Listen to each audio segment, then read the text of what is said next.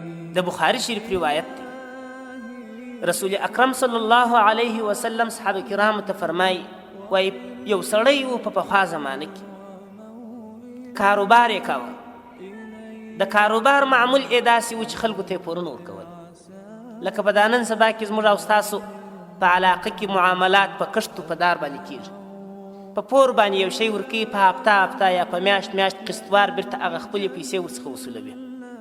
دې سړي هم غټ تاجر و، دغه یې معامله وه، خلکو ته یې په پور باندې شی ورکاوه.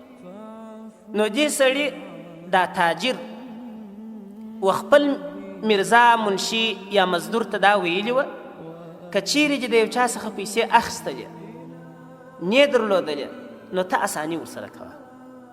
کېدلی سي چې په دې عمل باندې الله سبحانه وتعالی زموږ سره اساني وکړي.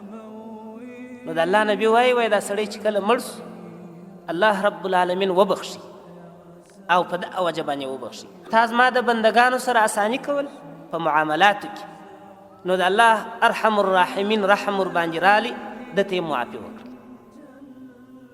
دا یو ظاهرا یو کوچنی عمل معلومیږي، لیکن په حقیقت کې دونه غټ مفهوم لري.